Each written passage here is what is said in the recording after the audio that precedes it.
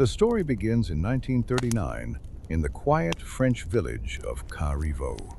Two sisters, Vianne and Isabelle Mauriac, could not be more different. Vianne is the embodiment of order and domesticity. She is happily married to Antoine, raising their daughter Sophie, and believes their cozy world is untouchable. Isabelle, on the other hand, is a rebellious teenager, constantly expelled from finishing schools for her defiance. She craves change and feels the coming storm. Their father, a veteran of World War I, broken by the horrors of the past, has distanced himself from his daughters, leaving them to face the impending catastrophe alone. When the war begins and Antoine is sent to the front, Vianne is left as the head of the household. She believes that if she follows the rules and avoids attention, the Nazis will leave them be. But France falls quickly, and German troops march into Carriveau. Vianne's world shatters when a Wehrmacht captain, Beck, is billeted in her own home. Now, the enemy sleeps in the next room, eats at her table, and watches her every move. Vianne must learn the art of silent submission to protect her daughter from hunger and violence, even as every day of occupation scorched her soul. Isabelle, however, refuses to surrender. She sees neighbors turning into collaborators and streets filling with swastikas, and her rage demands an outlet. On the road to Paris, she meets Gaëtan, a young resistance fighter who ignites her spark of rebellion. Isabelle realizes that her purpose is not to wait for rescue, but to become part of the force that will throw the invaders off her land. She begins with flyers and small acts of sabotage, but soon realizes that isn't enough. Her audacity transforms into a calculated bravery. The first part of the war becomes a time of deep divide for the sisters. Vianne considers her sister a reckless girl, putting the entire family at risk. Isabelle despises Vianne for her apparent submissiveness to the enemy. But neither of them knows yet that war is a long marathon of suffering, and each will have to find her own way to be a hero. Vianne will fight for life on the home front, and Isabelle on the front lines of an invisible war, and their paths will cross more than once in the fire that is about to consume all of France. Isabelle does more than just find her place in the resistance. She carves it out herself. Her rage is transformed into cold calculation. Under the codename, the Nightingale, she begins to undertake missions that seem suicidal. Isabelle develops an incredibly dangerous route through the snowy Pyrenees, across which she smuggles downed Allied pilots into neutral Spain. Each crossing is a balancing act over an abyss where the enemies are not just SS patrols, but frostbite, hunger, and the betrayal of guides. She leads the group, thin and determined, proving to the male fighters that a woman's will can be stronger than steel. At the same time in Carriveau, Vianne leads her own, no less grueling war. Captain Beck still lives in her house.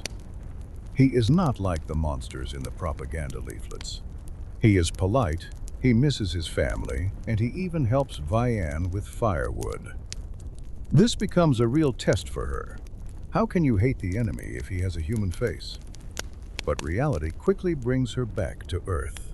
Nazi decrees become harsher, food disappears, and her best friend Rachel, who is Jewish, is stripped of her job and rights. Vianne sees people being torn from her life one by one, and her passive waiting begins to turn into quiet resolve. The relationship between the sisters reaches a breaking point when Isabelle secretly returns home to use Vianne's cellar as a way station for pilots. Vianne is terrified.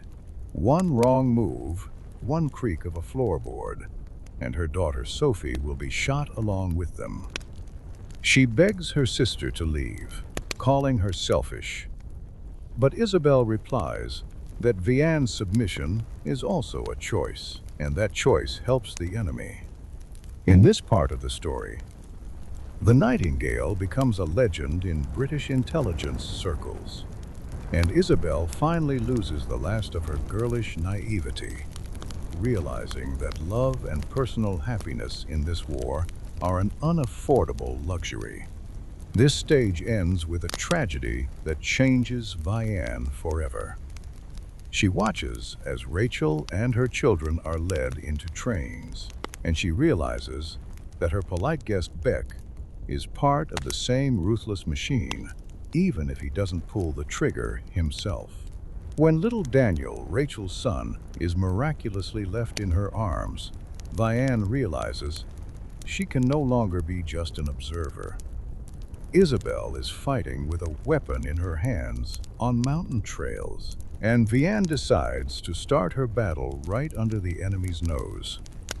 She forges documents for Daniel, passing him off as her nephew, and this becomes her first step on the path to a true feat of heroism. Vianne's quiet life in Carivo finally turns into a nightmare when the polite Beck is replaced by a new guest, SS Sturmbannführer von Richter. He is a man of a completely different sort, a cruel, soulless sadist who sees Vianne only as a servant and an object for humiliation. Living under the same roof with him becomes a daily torture, but it is during this period that Vianne shows incredible inner strength. Orders. She conspires with the local Mother Superior and begins a massive operation to save Jewish children whose parents have been deported to death camps. Vianne finds families ready to hide orphans, forges church records, and transports terrified toddlers in baskets disguised as groceries. Every time she passes a patrol, she feels her heart ready to jump out of her chest. But the fear for other people's children outweighs the fear for her own life. She turns her house and her soul into a fortress. While von Richter sleeps in her living room, Vianne hides a list in the cellar with the real names of the 19 children she has saved, hoping that someday the war will end and they will be able to know the truth about their origins. Her heroism is quiet, invisible, and infinitely dangerous. Meanwhile, Isabel, continuing her work as the Nightingale, becomes the most wanted woman in France. The Gestapo is on her trail, her face is on posters, and a bounty is placed on her head.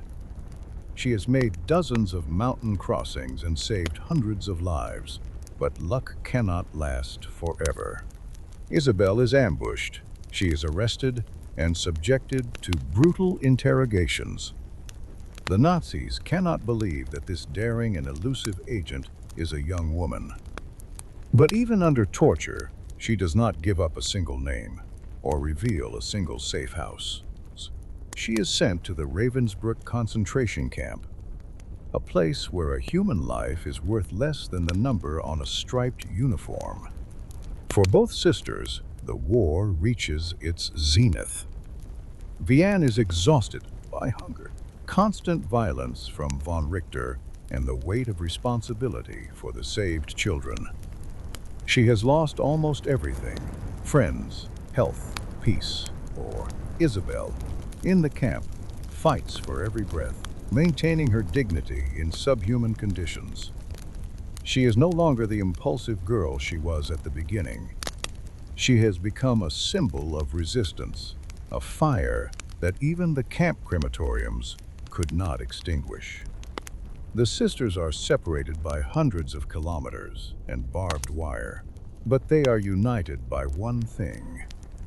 They have both proven that love for their country and their neighbor is stronger than any fear of death.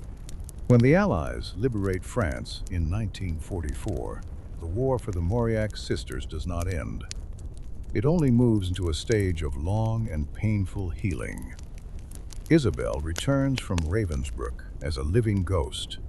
Years of torture, Forced labor, and disease have burned her out from the inside. She manages to return to her family home in Carriveau to embrace Vianne and her father one last time. It turns out their father had also been secretly helping the resistance and sacrificed his life to save her from execution. Isabel, the elusive Nightingale, dies in her sister's arms shortly after the victory. She dies young, but her name remains forever inscribed in history as a symbol that freedom is worth any price. Vianne remains to live with the heavy burden of the past. She reunites with her husband Antoine, who returned from captivity, but their life will never be the same. She hides from him and from the whole world the horrors she had to endure in the house with von Richter and the price she paid to save the 19 children.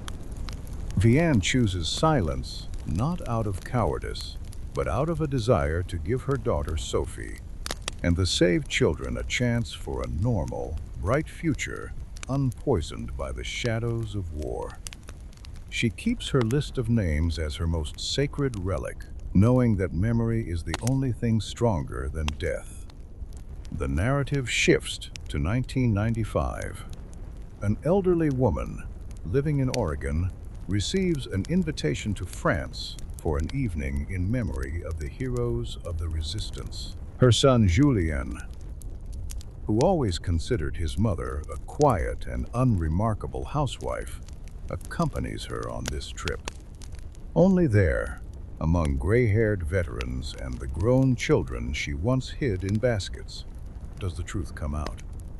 It turns out that this fragile old woman is the same Vianne Mauriac, whose feat was no less great than that of her famous sister, the Nightingale.